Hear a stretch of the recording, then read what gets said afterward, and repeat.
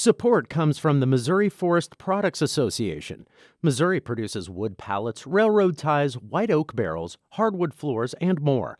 Details on the variety of products made in the state are at choosewood.com.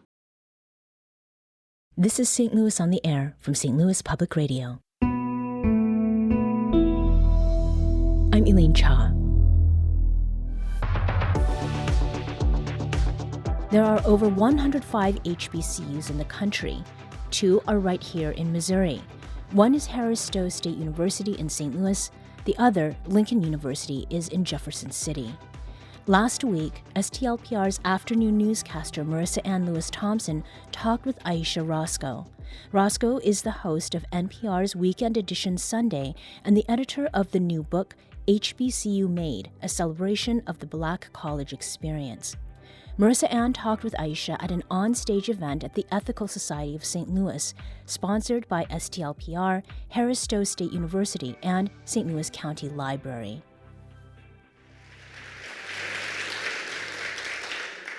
So we've got to get into this book. Yes. It's some good tea. There's some very good tea in this book. And HBCU Made is a celebration of the Black college experience, is an honest love letter to HBCUs.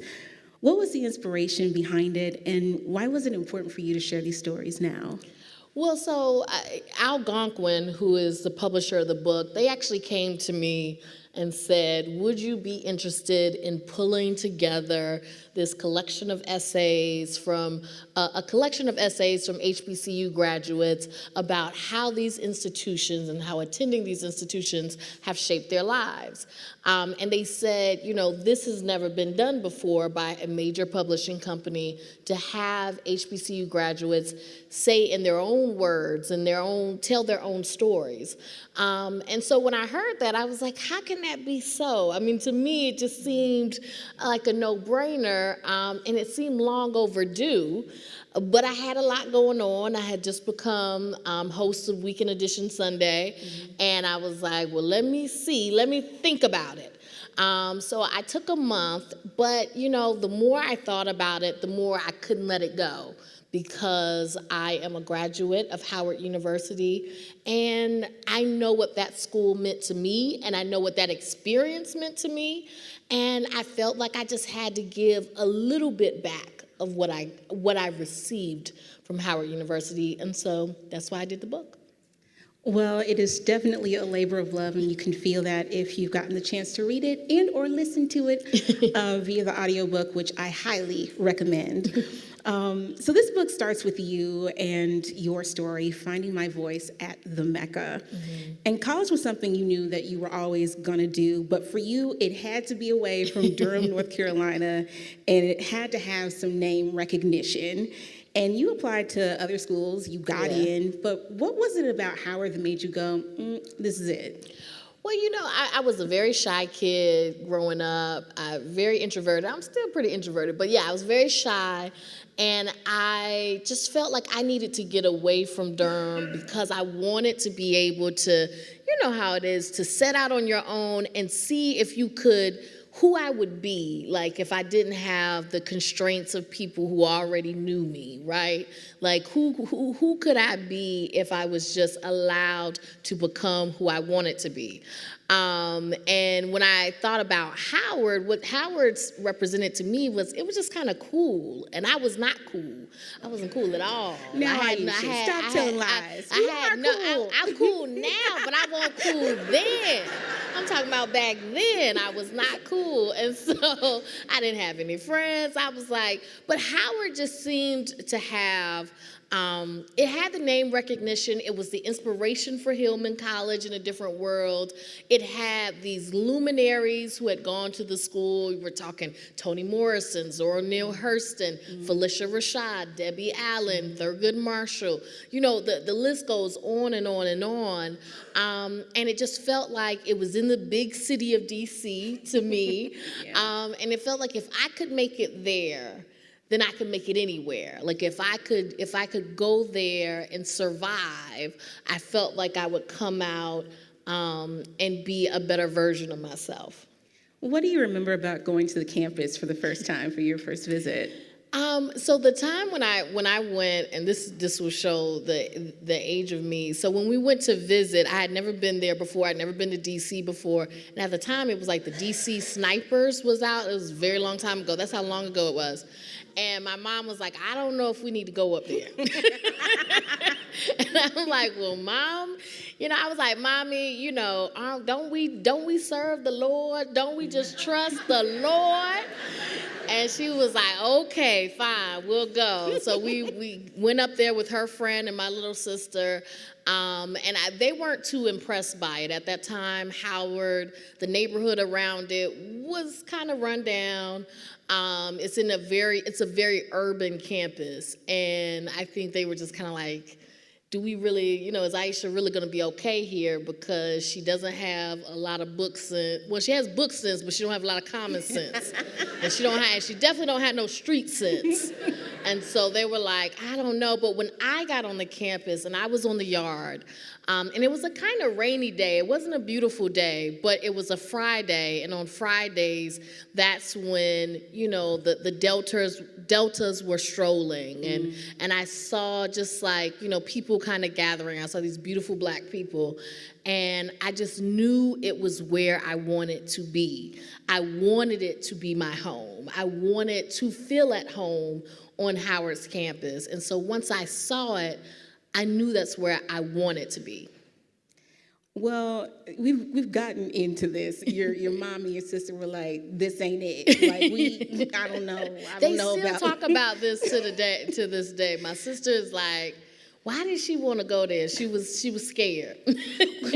Well, you also bring up in the book that even your stepfather, who you acknowledge you didn't get on well with, said, if you go to Howard, you might end up in a dumpster. Yeah. How did you process all of those sentiments?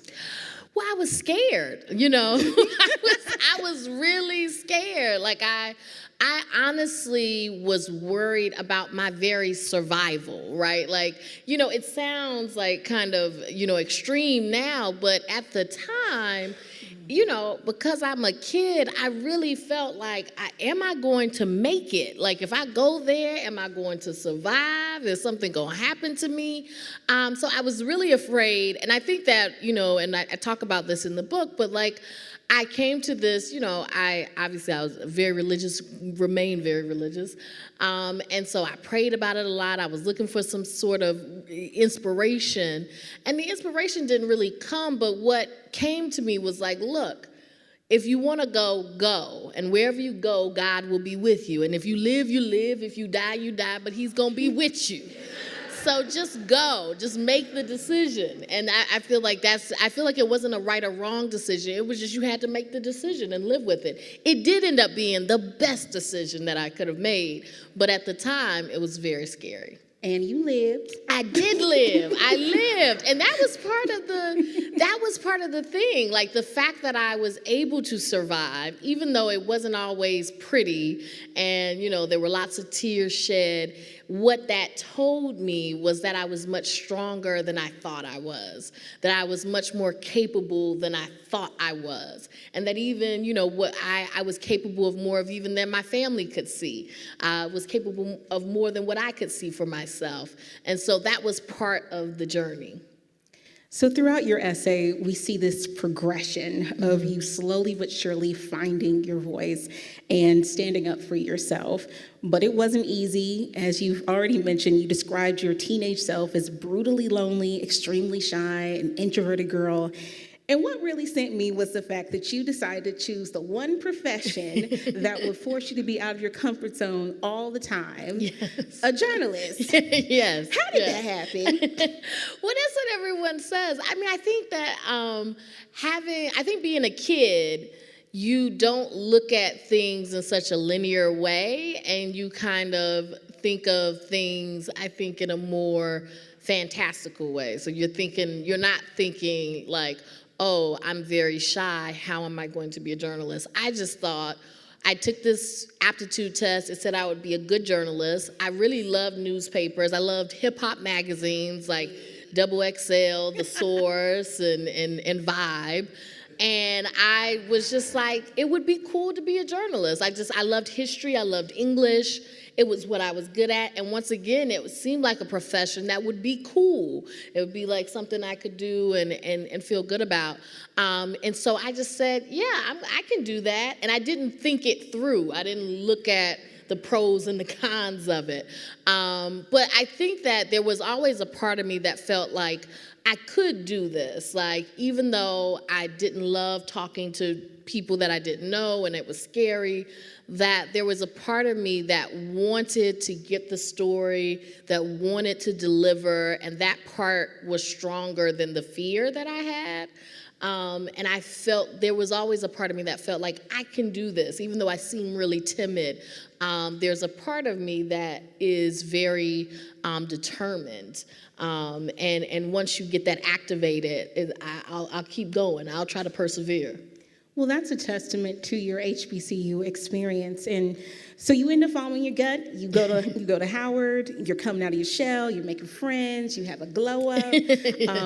She low-key roasted herself in this book, and I said, no, not Ayesha, no. Yeah. Well, I had to learn how to arch my eyebrows. They were really bushy, and I was, did my clothes didn't properly fit. It was all sorts of things. Unless there are photos, it did not happen. Oh, well, my goodness. We don't want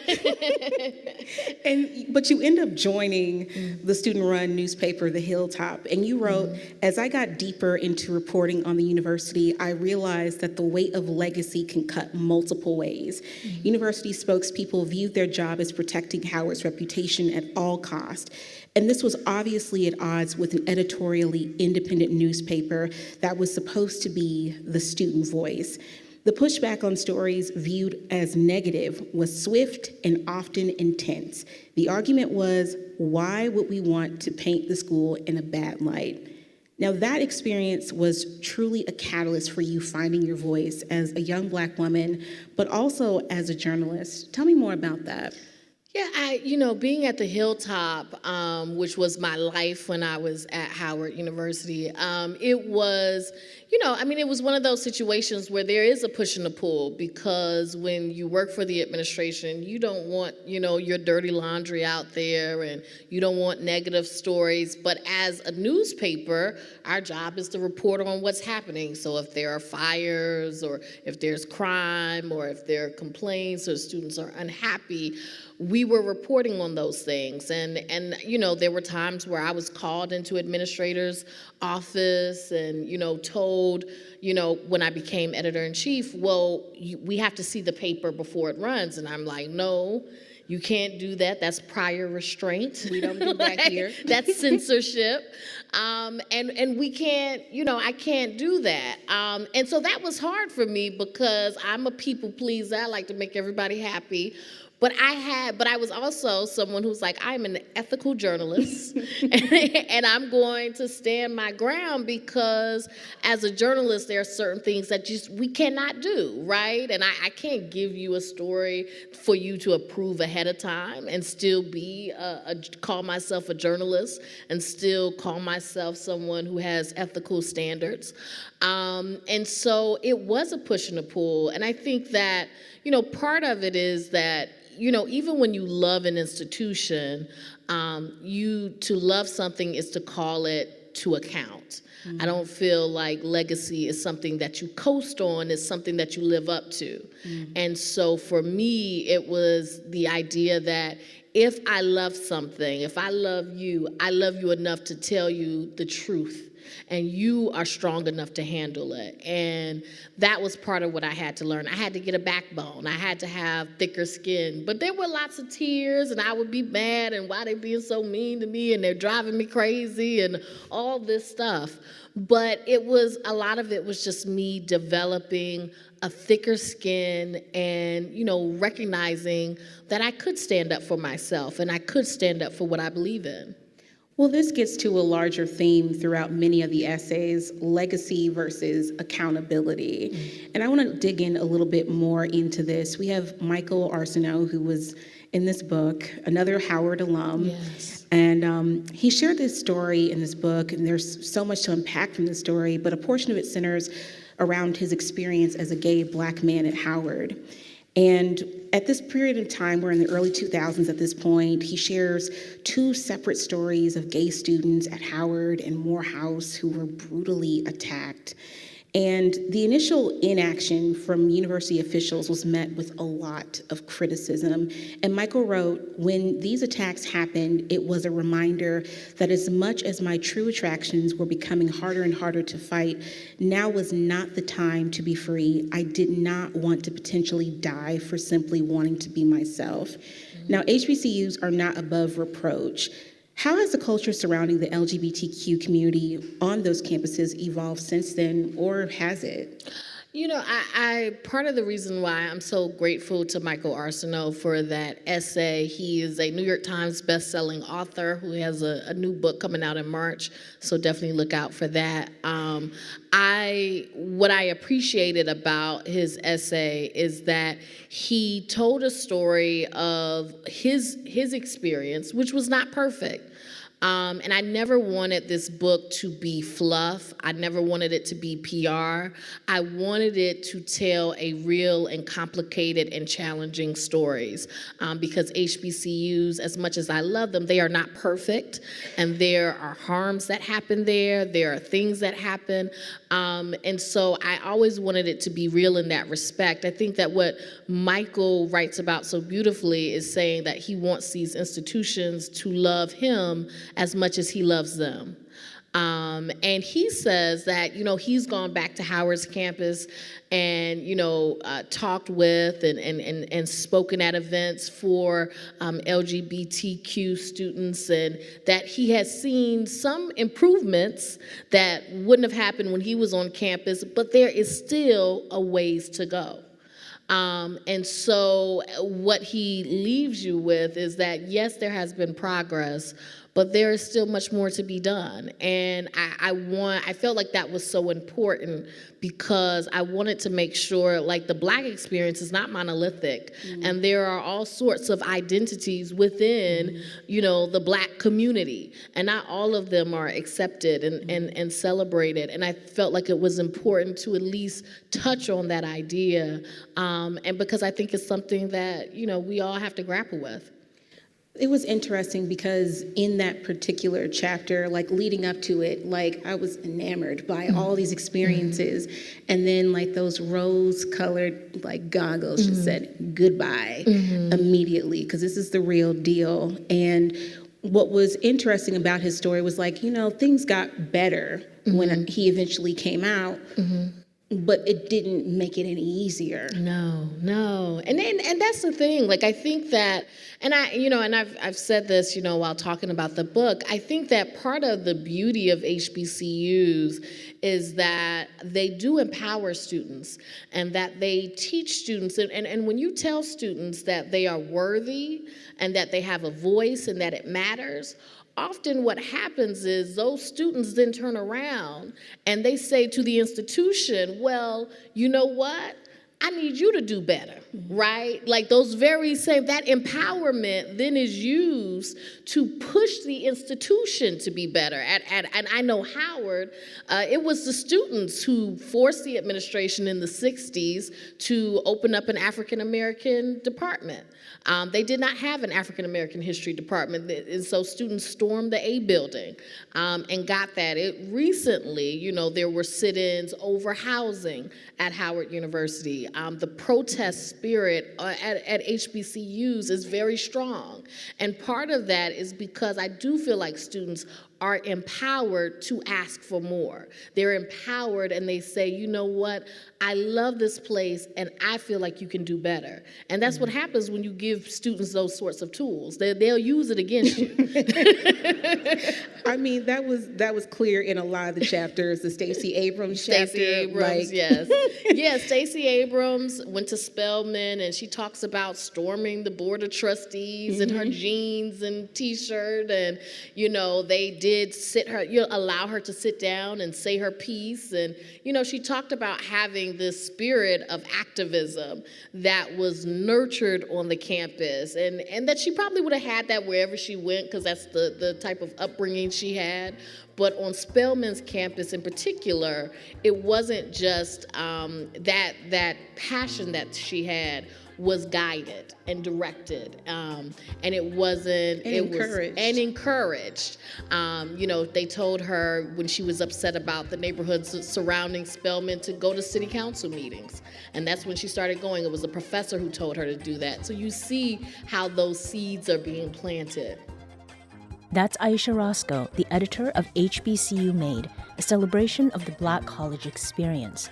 She's talking on stage at the Ethical Society of St. Louis with STLPR afternoon newscaster Marissa Ann Lewis-Thompson. We'll have more of their conversation in just a moment. This is St. Louis on the Air on St. Louis Public Radio.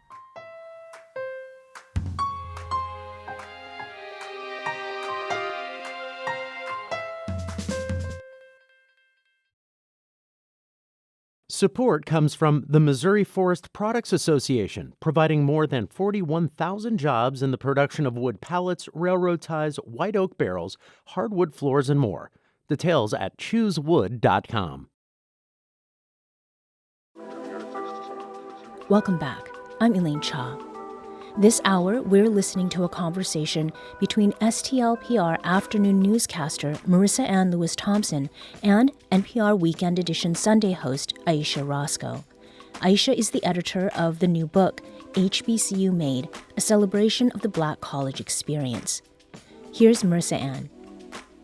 As we're talking about this, there are so many high points in speaking about this HBCU experience, and one that was shared by many in the book was the idea of just being able to be Black in peace in an academic setting. No questioning whether you were deserving of being admitted, no code switching, no head nods of acknowledgement when you see that one familiar face that you don't really know, but they look like you, and just in case something goes down, you know who you need to run to. So how did that shape your experience? I think that, it is I think it's a through line in so many essays, and it's the idea, and I start off with a quote from Toni Morrison about the very serious function of racism is distraction. And Toni Morrison, who is a graduate of Howard University, I always got to point that out. She was my favorite author, and so I got to point that out. The reason why I chose that quote from her is because that's what was brought out so much in the book, is this idea that racism is a distraction, and that by being on the campus of an HBCU, it's not that racism no longer exists, but you are able to just be a student without having to prove why you're there, why you belong. No, I didn't sneak in through the back door. Yes, I'm human. Yes, I have thoughts. You don't have to do all of that. You can instead just get to the learning and all the other challenges that you're going to face, instead of having to prove that you are just worthy of being heard, that you're just worthy of being seen. And this idea of having to prove just your basic humanity. And the other thing is that you don't have to always argue. It's not looked at, if you're having debates, you're arguing from the Black perspective. You're arguing, Stacey Abrams talked about this, that you're arguing from the Black woman perspective. Well, at Spelman, they were all Black women, right? So you were allowed to, and so you also see, and this is something else that came out, the diversity of the Black experience. That was in the Hampton chapter of yes, Lauren Ellis, yes. I believe, yeah? Lauren Ellis, who does a lot of the special effects stuff that, if you watch Aquaman or anything like that, she does all that sort of work. And she went to Hampton, and she talked about seeing all of these Black people from all over the world, from, the continent of Africa, from the Caribbean, from all over the country, the different styles, the different, people from the Midwest, people from the South, all of these different things, very rich. You have the higher, people who have been going to Hampton since, the beginning, and they're all of this. And then you have first generation college students. And she has a very funny story about how on her first day she also ran into her first Black Republican, and she was shocked. And but there's the thing of it is, and I feel like this definitely happened to me at Howard. It was a realization that there is so much to the Black experience. There's no one Black experience. That all Black people do not think alike. There are lots of differences in points of view. And this idea, if you think that all Black people are the same, you really don't know Black people, right? Like, you really haven't experienced Black people. And so for me, I feel like that came out over and over again in the stories in the book. That was a good chapter, by the way. Yes. So HBCUs are steeped in so much tradition, from the sacred spaces and places on campus to the Divine Nine, the sweet signature sounds of a marching band, and of course, we cannot forget just how lit the homecomings are, Yes, or so yeah. I've been told. Yes, yeah. You gotta go to one. You ain't been? Well, I can neither confirm nor deny. Can we talk more about HBCU culture and where that pride comes from? Because it's something different. It is different. And I think that, when it comes to HBCUs, I think there's a connectivity, and there's a connection. People think if you go to an Ivy League, everybody knows, you're going to have those connections. But there are lots of connections from the HBCU experience, and people have gone. And I think there's a pride, even if you didn't go to the same school. I went to Howard, so of course I think it's special. But, whatever school that you went to, when you meet someone else who also went to an HBCU, there is a connection, right? Like, there is a pride, because that we all came from these institutions that were made for us, and that we know the legacy of these institutions and the people that have come through them and what that means. And the culture of the HBCU, it's really unmatched. You see it at Beachella, Beyonce with and I think I'm biased because I do love Beyonce, and I say this on the radio. I'm very biased in favor of her. But, when you saw that whole performance, that homecoming performance, you saw the regal nature of the HBCU. You saw, this idea of the majorette dancing and all of that. And I think that you see the influence on pop culture right now to this day. We had Branford Marsalis in the book. He went to Southern, and he could have went anywhere. He could have went to Juilliard. There were a lot of Southern grads in this book. There were Southern grads. But he could have went to Juilliard. He could have went to another conservatory. But he said, no, I'm going to Southern because I want to be in the band. I want to do that marching band style. And he talked about that, and he ends it. He's also now teaching at an HBCU, NC Central, North Carolina Central. And he says, I could have went to any college in the world. I could teach at any university in the world, but I'm going to an HBCU, and it's because of the culture. We have another Southern graduate, Sean Zachary, one of the original Dancing Dolls, and she talks about, how much influence the dancing style has had, how, she's been involved in all sorts of shows all over the world, and, all sorts of pop culture references. There's so much, I think, that's there, and a beautiful essay from Leonida Inge, who's also a public radio host in North Carolina, about homecomings, and how it's really, they're like family reunions, right? There's something special there, and it's almost hard to put into words, but you can see it, and you can feel it, and you know it when you see it. You really do, though. And there's also this common through line where the knowledge of the school's history was ingrained in each student. And there was like a moment, I think it was a Spelman grad. They were like, they got us up in the middle of the night and quizzed us on this stuff. I'm like, wait a minute, they did that to me at Mizzou. Like, I couldn't tell you a Mizzou fact. I truly couldn't. The only fact I know is I pay my student loans on time. That's about it. Yes, that Spelman's essay. So we have Stacey Abrams, who's a Spelman grad, but then we also have Tendayi Kumba, who is a Spelman grad, and she talked a lot about the traditions at Spelman, which I also had no idea about. And she says that there is a tradition at Spelman where they wake you up at like 4 a.m. as a freshman. They wake all the freshmen up and they take them to the chapel in their rollers and their bonnets, and they quiz them on school history, and then have them like link arms and sing the school song. It's really a beautiful, telling of all these traditions. To the point where when I read that essay, I was like, well, should I have gone to Spelman? This sounds amazing. And that's when I knew it was a good essay, because for someone who went to Howard to say that, it has to be a now don't start nothing, Ayesha. It has to be a remarkable essay. When I read that chapter, I said, in the middle of the night? Yeah. Quizzing? Quizzing. I just, okay, that's dedication, because at Mizzou, they did not do that, and thank God. I want to get to an important part. HBCUs are severely underfunded to the tune of more than $12 billion in comparison to predominantly white institutions within the last 30 years. And there have been efforts to even eradicate HBCUs, which is mentioned in the Stacey Abrams chapter as well. Why is there this belief that somehow these schools are less than and unworthy, especially when there's just so much talent that comes out of these schools?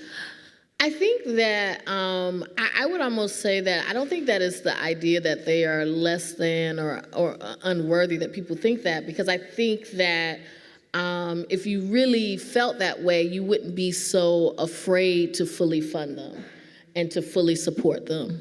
I think it's the idea that if you fully supported them, if you fully backed them, then you know that the incredible things that they could do. And so I think that's a part of it, because HBCUs have punched above their weight for years. So there's something like 80% of all Black judges came through HBCUs. There's so many. When you look at Black doctors, when you look at Black dentists, when you look at Black people in STEM, the way HBCUs have been able to produce and to do all of this in a country that is not for them, that has been hostile to them, and you see that, then you know that if they were able to get the funding, what would be possible? I would say that part of just a little small thing, like I hope that this book can be a testament, right? It's not a research tome or anything like that, but I do hope that part of what people can get from reading the book is an understanding that HBCUs have made and continue to make the world a better place. And I also truly believe that by not supporting or not fully pouring into the talent that is at HBCUs, you're not just harming the Black community, you are harming the world, right? Because Black people are a part of the world. You are losing out on potential that could help everyone. So you're not doing us a favor. You are actually holding this country back when you do not pour into the talent, into the spaces that have been proven to develop Black talent, and that has made the world a better place. So that's what I feel. Well, speaking of pouring into us, we cannot have a conversation about HBCUs and not talk about one of the most iconic shows that talks about the HBCU experience, A Different World. Oh, my goodness. And that is heavily documented throughout this entire book, just the influence of that. Of course, we have to give it up to Debbie Allen, because a Howard alum, who really gave that show its focus and its responsible for sending generations of Black kids to HBCUs. How true to life was the Hillman college experience that I unfortunately came to realize too late that was not real? The Hillman is not real. I Hillman's was so not upset. real. I just knew I was going to go to Hillman, that I was going to be with Whitley and Freddie, and we was going to have a good old funky time. I just knew it. And then my parents said, "Girl, you're not going to Hillman because Hillman ain't real." Yeah. How true to life was that experience in comparison to yours? I think it really caught the essence of it, and I think that, by having HBCU graduates and Debbie Allen at the helm, she really gave the sense of and caught the essence of what it means to go to an HBCU, what it means for it to be with administrators and feel like it is family and feel like it is, it's not just, you're not just a number. And I do have to say, the people in this book, they don't know each other, they weren't talking to each other, but there were so many references to a different world. I had to cut out some of them because I was like, well, we have talked about this in essay after essay. And so it was just, but it's amazing the impact that had on so many people when they thought about going to an HBCU. And there is, and I mentioned Tendai's essay, and she talks about, she was on Spelman's campus and actually ran into Rudy Huxtable, to Keisha Knight Pullum on the campus because she went to Spelman and ran into her on the elevator and how that was like, and this was when Tendai was a kid. And was very starstruck. I mean, there are so many references to that show in this book. And so you see the impact. The impact is there. I know my parents loved me. Stand behind me, come what may. I know now that I'm ready, for I finally heard them say, it's a different world.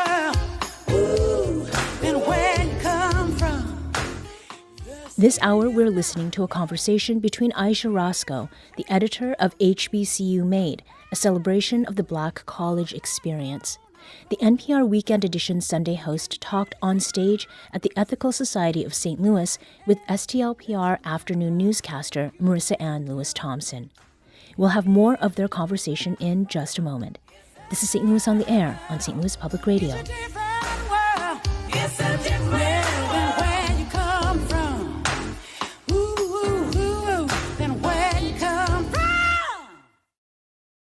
Support comes from Missouri Forest Products Association, committed to sustainable and sound conservation of the state's forests, which support more than 41,000 Missouri jobs, resulting in a $10 billion industry. ChooseWood.com.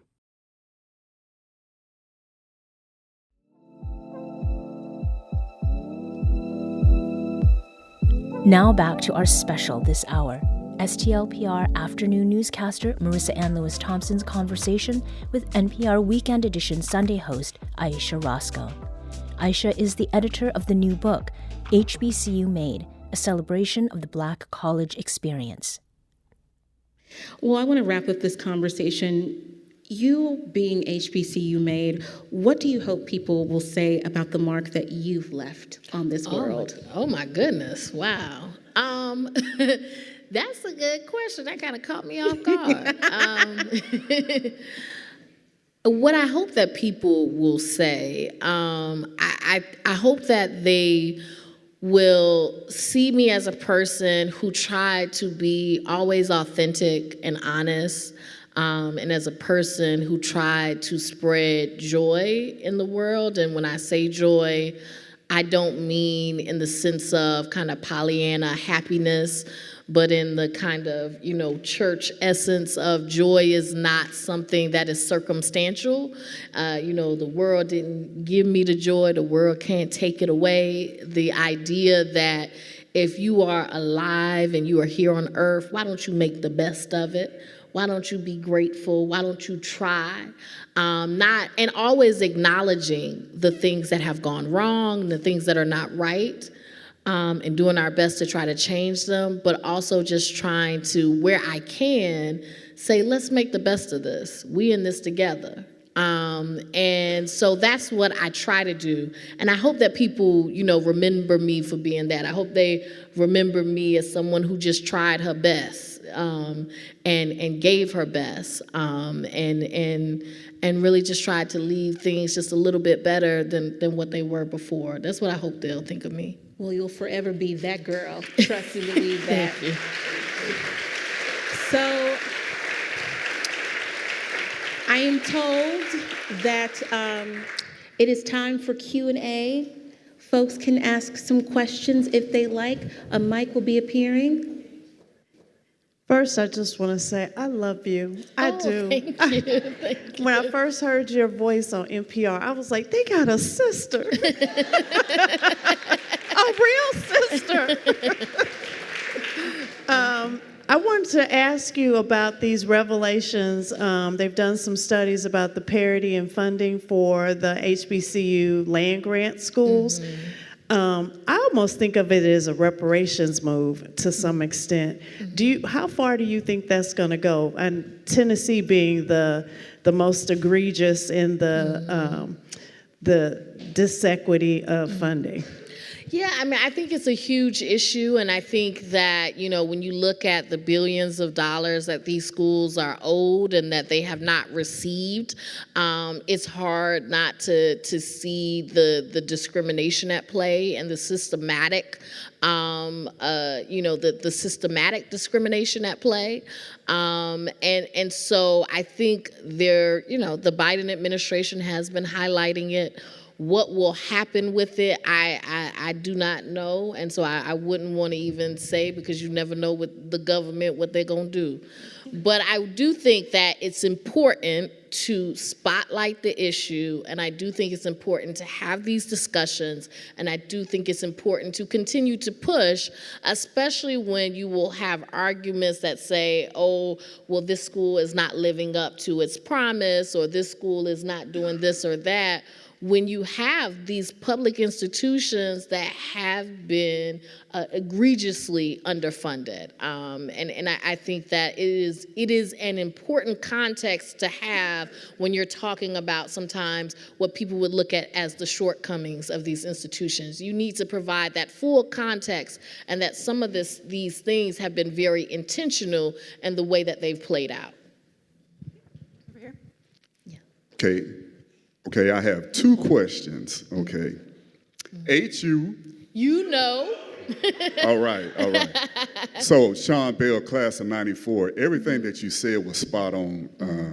We have to hold our universities up to a standard that sometimes the administration doesn't want to hear. But I would like for you to talk about how was the transition from going from an HBCU to the workforce?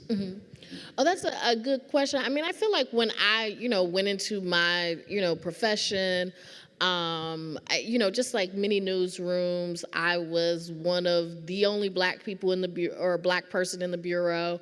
There were times when I would think, like, if they wanted to say, try to describe me to someone who didn't know who I was, they could just say, that black girl over there. And that would be enough, because there wasn't anybody else. But what I will say about being at Howard, that I feel like it empowered me, because it gave me the context, and it helped me to know that these things, that when I walk into a room and I'm one of the only black people, is not because black people don't belong in the room or because we are unworthy. It's because this is the way things have been set up to keep us out of the room, right? Or to only allow a few people in the room. And so it gave me that understanding to know that there were larger things at play, and that it wasn't necessarily a personal thing about me. And so I think that it gave me that, and it also gave me the confidence to know that I can walk into this room and I know what I'm doing, and I've seen, I know the high standards that I come from. And so I didn't have to feel like I didn't belong, because I knew that I belonged. And I knew that I was worthy, and I knew that I could come prepared and do what I had to do. And so I feel like I did bring that. Now, I wasn't always confident every second of the day, but I do think that there was a foundation in me that came from Howard that was a huge help. Over here. Hello. I want to know, I know that North Carolina has like over 10 HBCUs. So what was your second choice? I'm an NCCU grad, by the Oh, way. really? So, Okay, all right. Yeah, I'm a derm. Yeah, so that's in my hometown. My little cousin is at NCCU right now. So my second choice, I didn't apply to any HBCUs in North Carolina. If my family was here, they were at my event last night, so I had to shout out. My brother went to Shaw, my mother went to Winston-Salem State, my sister went to Winston-Salem State. So we have a lot of deep ties to HBCUs in my family, but I didn't want to go in state. I wanted to go out of state. So my second choice was probably UNC Chapel Hill, but I didn't want to go to that because that was too close. I did get in. And then I applied to Ithaca. That didn't really, I don't know why I applied to Ithaca. I still can't really explain that. I don't know what I was gonna do with that. But yeah, it really was Howard. That's really where I was gonna go. Yes, my name is Kelly Singleton, and I am the founder and president of the St. Louis HBCU Alumni that's Association. awesome. Yes, and some of our members are here. And I also am a proud member of the illustrious Delta Sigma Theta Sorority Incorporated. You mentioned the Deltas earlier, which was founded on Howard University. But my question is, we have several Clark Atlanta University grad. How could I forget that? And so my question is, how do we get HBCU alumni, particularly living in St. Louis, because that's where we are, how do we get alumni more engaged? That's a good question. And I mean, I will be honest, like there are times when I have not, I got my 3 kids and I got my job, and it's hard for me to be as engaged as I would like to be. And so I do think I think it can be very difficult. I think if you can try to have different modes of being able to participate. Like some people, it might be easier for them to give. It might be easier for them to do something virtually. It might be harder for them or do something where they can bring the kids. I know for me, that's a big issue because it's me and my kids. And so I think giving a broad opportunity, and I think oftentimes, just speaking for myself, is not because you don't want to do it, it's just because life can get in the way. So I think giving multiple opportunities and not giving up and saying, well, can you do this? What about this? Maybe if it's one event that you can get to this year or one event a quarter, I think, thinking about ways to make it accessible to people who may have difficulties and other things going on in their lives, I think would be helpful, and maybe having different levels at which people can participate. First of all, thank you for your great work. My name is Calvin Carter, graduate of Alcorn State University. And I worked in public education here in St. Louis for probably 25 years. One of the unique challenges, and you mentioned DEI, is that even within our schools, multiple districts, our guidance and counseling offices, even in spaces where St. Louis Public Schools would be an example, where predominantly Black, as far out as your Wentzville's or your different areas, you're still not seeing out of that guidance and counseling office is the HBCU is a viable space. And when I look at this great St. Louis County Library Foundation and the other entities, how do we calibrate that into that this is Howard is just a viable option as a Truman State or a Northwest Missouri State? And how do we begin to speak to the value of sometimes our kids need to be somewhere when you talked about that comfort level? I hope the book can shed light on that. I think when you look at having these conversations, right, and talking about, all of the people that have come through HBCUs, and it's not just a in the past thing. It's not just like, okay, well, Kamala Harris went to Howard and that was back then or what have you. I mean, you have, young people coming out of HBCUs today who are going to change the world and do incredible things. And so I think that expanding the conversation and making sure that guidance counselors and that they know and are aware of these options for Black people. They're not all, and that there are 100 HBCUs in this country, and that they're not all private, they're not all, super expensive. Some of them can be very affordable, and that they often offer opportunities to students that other schools would not, and give them opportunities, and that make a real difference. And so I think it's, having the conversations, and continuing to talk about this and making sure that we get the word out. It's not a perfect solution, but I think that's a start. Well, go get this book. It's definitely worth the read multiple times. I highly recommend, and it's definitely been an honor to speak to you about this. I appreciate it. Thank you. Thank you so much.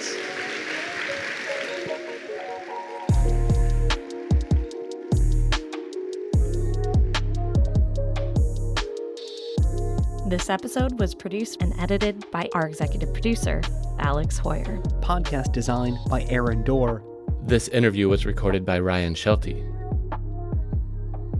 St. Louis on the Air is a production of St. Louis Public Radio.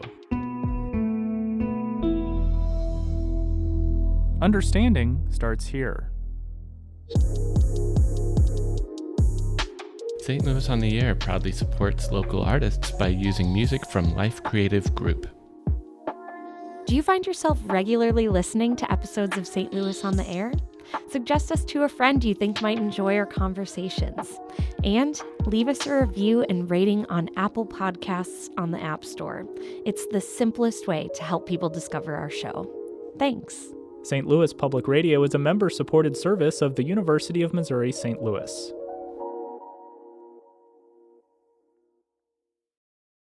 Support comes from Missouri Forest Products Association, committed to sustainable and sound conservation of the state's forests, which support more than 41,000 Missouri jobs, resulting in a $10 billion industry. ChooseWood.com.